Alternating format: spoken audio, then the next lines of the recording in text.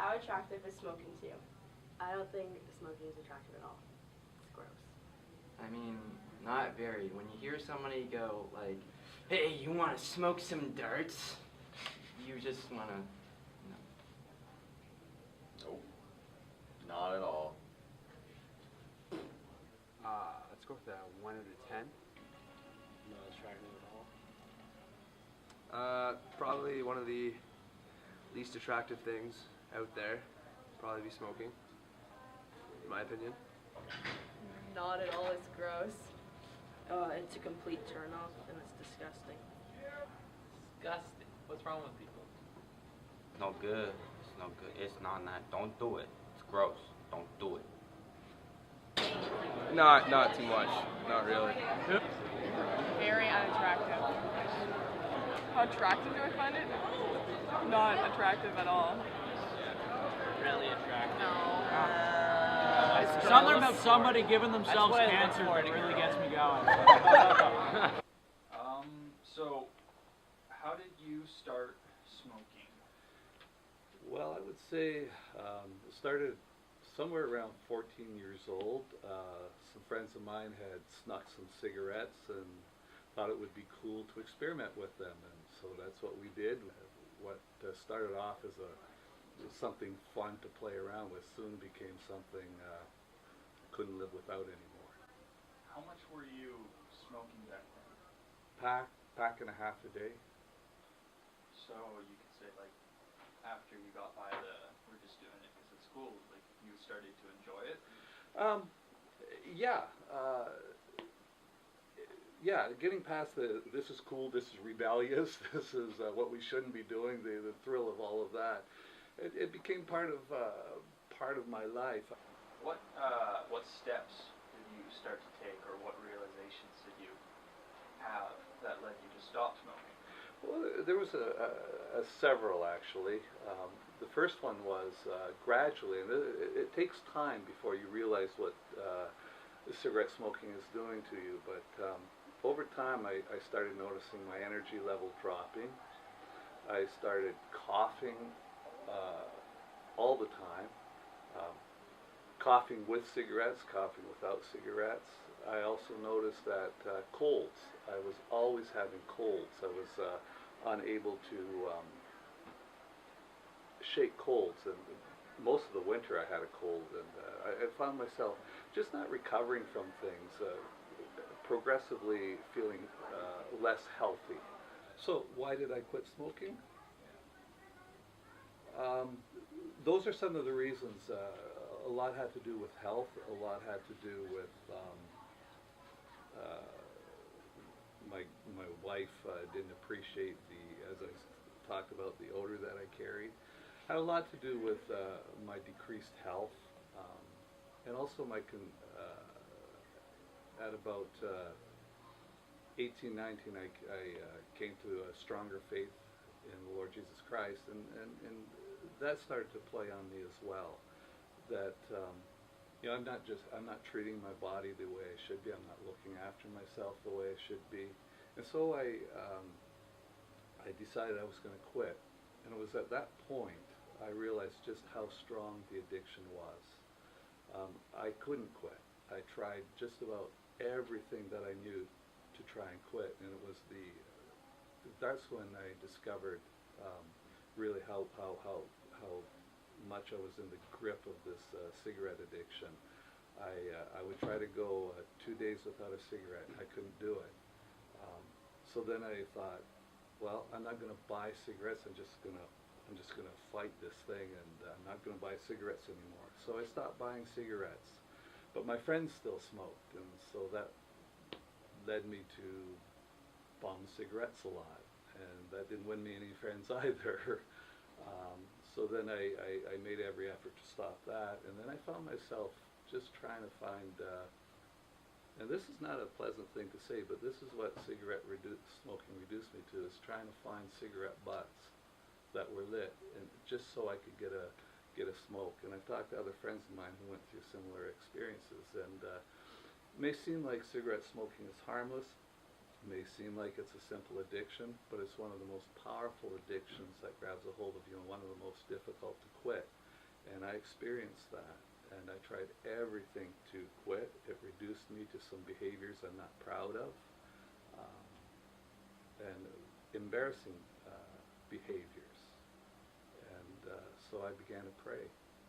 And I remember one day working, I was working as a mechanic at the time, and I was in the lunchroom by myself, and I was just praying, and help me quit.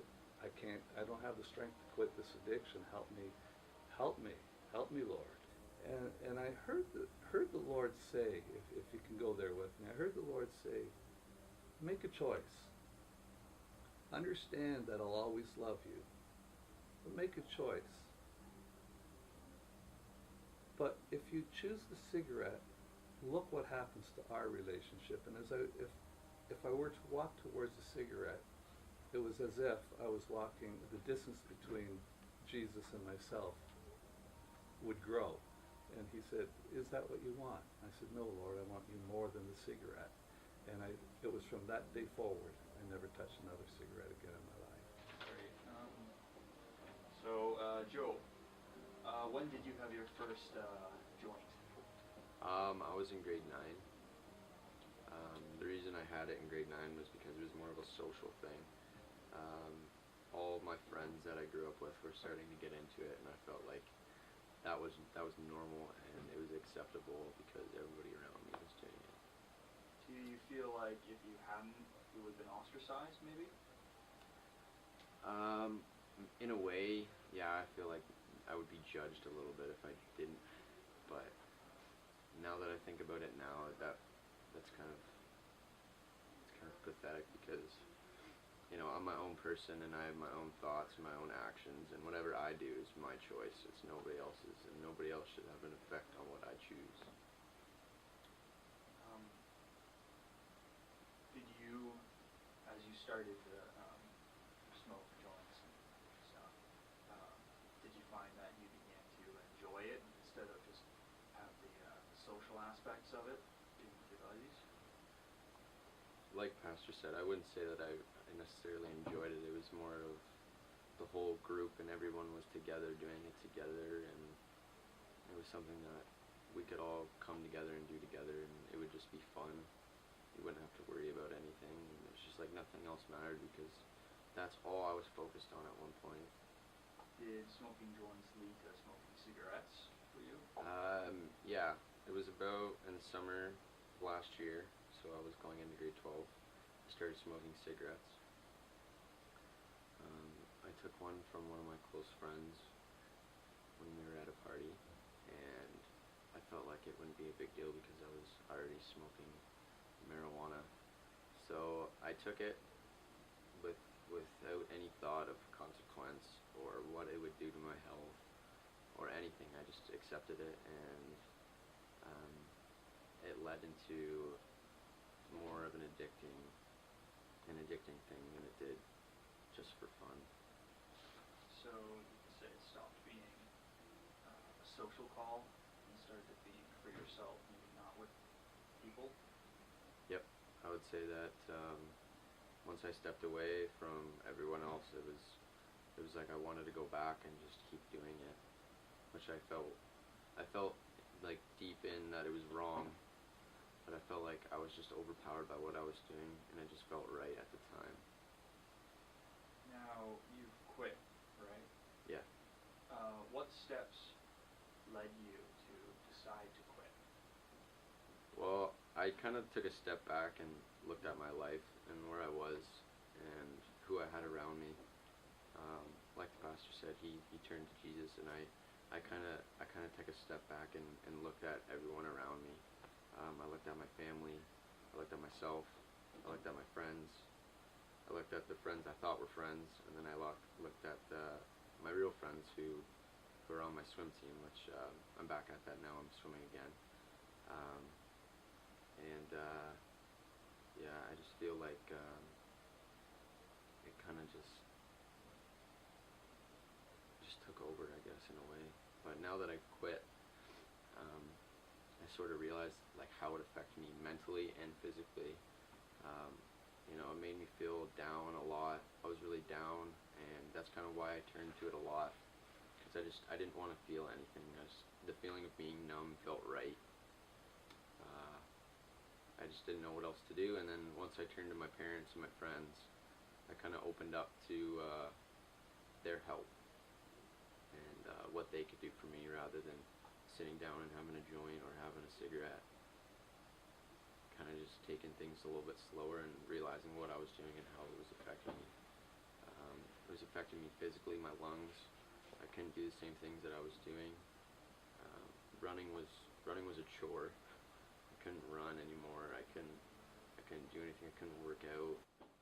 What recommendations would you have for anybody else in potentially grade 9 entering high school, coming up and recognizing that they might be entering the same scenario that you were in? Well, the peer pressure is really strong in grade 9, so I would just say try and stay away from as many bad influences that you can, for one.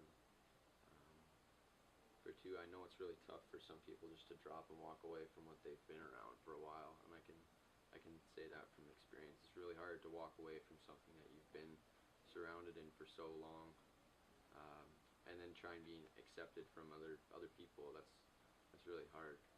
But an advice would just be to try and stay away from it as much as you can.